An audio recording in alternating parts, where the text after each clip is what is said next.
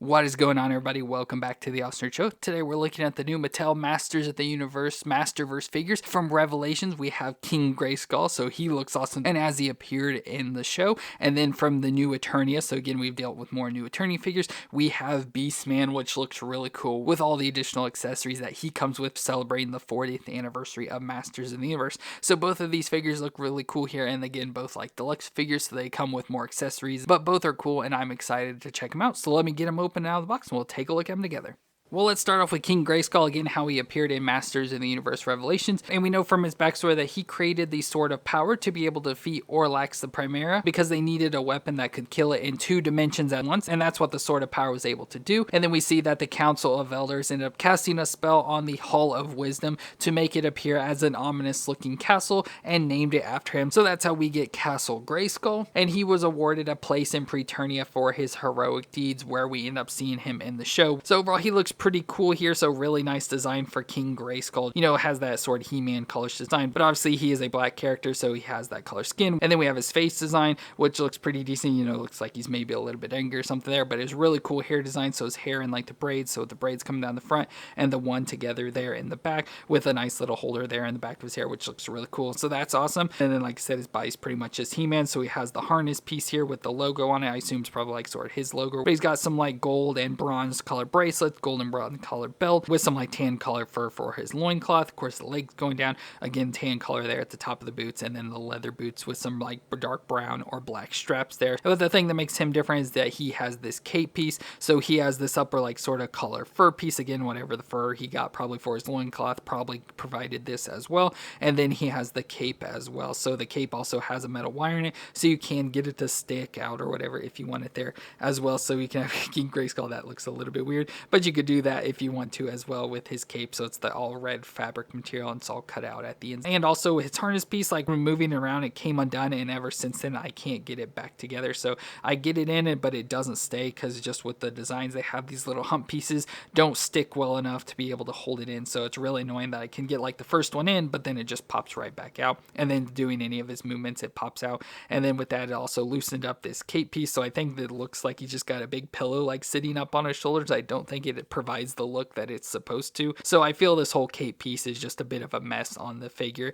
that they could have done better. They need to like adjust the harnesses a little bit more so they're not so tight, and so like these things will be able to hold it because they just kind of pop right back out. But overall, the look is really good, which is all that really matters with the figure. But let's go into his movement. So his head, I assume, yeah, we're not going to get much movement because of his hair and then the whole cloak piece. So it moves a little bit back and forth and then just a little bit up and down. So yeah, not much movement. The shoulders can come up to 90, rotate all the way around.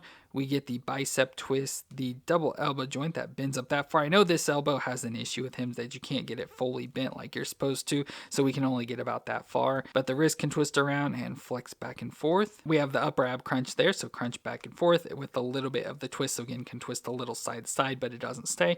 But he can twist all the way around at the waist. The hips then can come up there close to 90, out to the side that far. We have the thigh twist all the way around, a double knee joint that bends up that far to the back, so not bad. A shin twist there at the top of the boot, and then the foot flexes back and forth and can twist side to side. So once again, it has pretty much the same movements as all the other He-Man characters. And again, the stupid cloak has just annoyed me so much. To me, it doesn't look very good, and it just takes up a lot of room and hinders the stuff, but I wish it would function a little bit better. But this is a deluxe figure, so he comes with a number of accessories. So of course, one is that cloak and its fabric, and has the additional little details like the wire in it and everything, so that makes it a part of the deluxe. But he comes with an additional head. So first off, we have a head there where he's more angry, so there you can see his teeth gritted and his eyebrows, so he's like all angry and everything, and we can switch that head out. He comes with some additional hands, so he's got 2 grip hands, so we get a fist hand and an open hand. We get a shield for him, so we have a shield again with that logo design, like I said, is probably for him, and we could switch out that flat hand to be able to slide it into there. So let's do that so we can give him the shield. And then for weapons, he does come with the Sword of Power, but of course the split apart version, since that's what we see in the show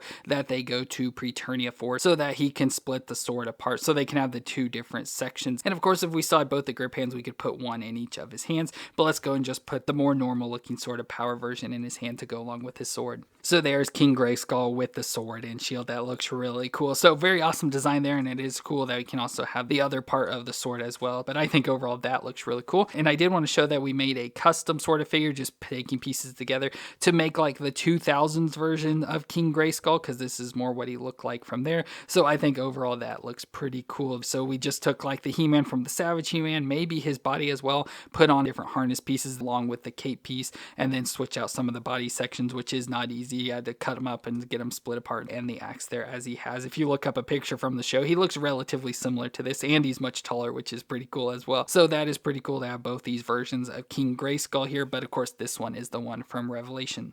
And next up, we have the new Eternia version of Beastman, which, as mentioned in the past videos with the new Eternia stuff, that this is character design based off the classic Masters of the Universe concept art that they then took and made into these characters. So what I also like with this is that you can take a lot of this deluxe stuff, take it off, and pretty much make a classic version of the characters, but in the Masterverse form. So that is really cool as well. So overall, he looks pretty cool here. So he's a big old Beastman guy and had a whole story on his box that I forgot. Pretty much just your normal Beastman. He just has a lot of extra design on. So he has this helmet piece. Of course, it's a fantasy thing, so I don't know what sort of creature it is, but then looks like maybe the fur from it as well, which is really soft, like fluffy fur piece, and then has the harness piece with all the spikes sticking out of it. More of his like classic stuff with like the armor up on his like his biceps and forearms with the spikes on as well. And of course, has the classic He-Man stuff, so the belt around the waist with the blue loincloth fur, but this time he has an extra like leather piece in there as well, which is unfortunately the only thing you won't be able to take off of this figure to make it classic, so that kind of stinks.